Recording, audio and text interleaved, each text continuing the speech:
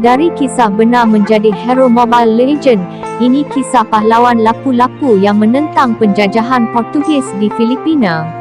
Asal-usul Lapu-Lapu. Lapu-Lapu sebenarnya merupakan pemerintah di wilayah Mactan, sebuah pulau di Visayas yang kini menjadi sebahagian daripada Filipina moden.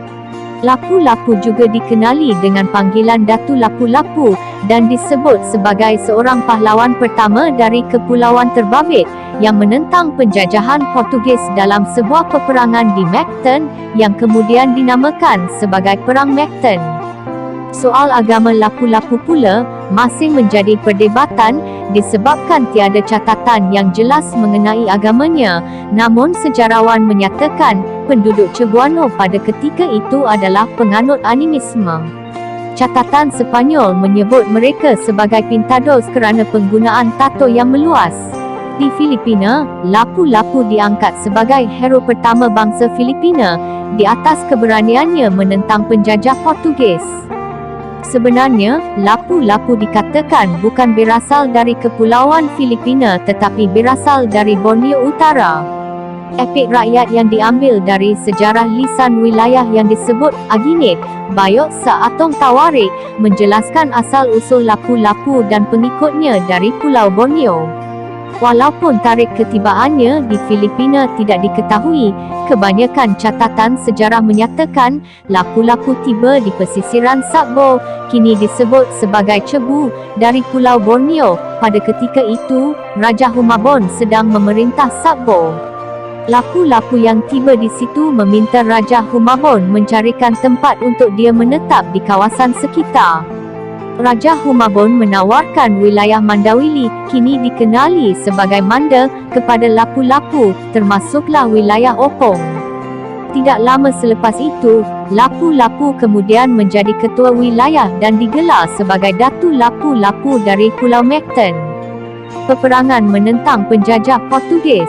Lapu-Lapu juga dikenal dengan beberapa nama iaitu Cilapu-Lapu, Si Lapu-Lapu, Salik Pulaka, Cali Pulaco dan Lapu-Lapu di Mantap. Walaupun para pengkaji sejarah tidak sebulat suara dalam menentukan nama sebenar Lapu-Lapu, tetapi kisah pahlawan ini selalu terpahat dalam sejarah penentangan penjajah Portugis, iaitu Ferdinand Magellan yang memulakan ekspedisi Sepanyol. Pada tahun 1521, Ferdinand Magellan dengan tidak sengaja menemui Pulau Homonon, kini dikenali dengan nama sama, ketika dia dalam perjalanan ke Kepulauan Rempah di Indonesia. Ketika di kepulauan itu, Magellan memulakan penjajahannya melalui Raja Humabon dengan mengajak mereka untuk menganuti agama Kristian. Insiden ini dikatakan sebagai permulaan agama Kristian diperkenalkan di Filipina.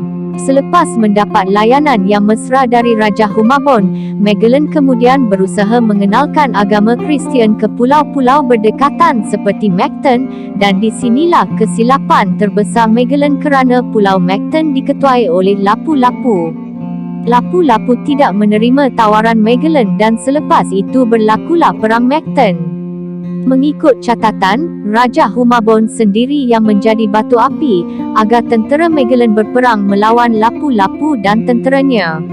Lapu-Lapu bersama bala tenteranya seramai 1,500 orang menyerang tentera Ferdinand Magellan dengan menggunakan tombak dan parang. Magellan dipercayai terbunuh di dalam peperangan tersebut. Tidak lama selepas itu, Lapu-Lapu dikatakan kembali ke tempat asalnya, iaitu di Borneo Utara dan menghabiskan sisa hidupnya bersama anak-anak dan isterinya. Namun menurut legenda tempatan, Lapu-Lapu tidak pernah meninggal tetapi berubah menjadi batu, dan sejak itu menjaga Laut Mactan. Nelayan di Mactan akan melemparkan duit shilling ke batu yang berbentuk seperti manusia sebagai alat untuk meminta izin dari Lapu-Lapu untuk memancing di wilayahnya.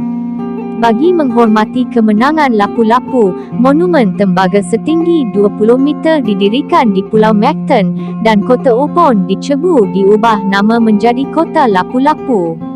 Setiap tahun, Kota Cebu akan mengadakan sambutan pada 27 April yang disebut Kadaugan Semakten. Kadaugan bermaksud bebas untuk semua bagi memperingati kemenangan dalam pertempuran Makten. Sekian, sila ikuti saya untuk info-info menarik seluruh dunia. Terima kasih.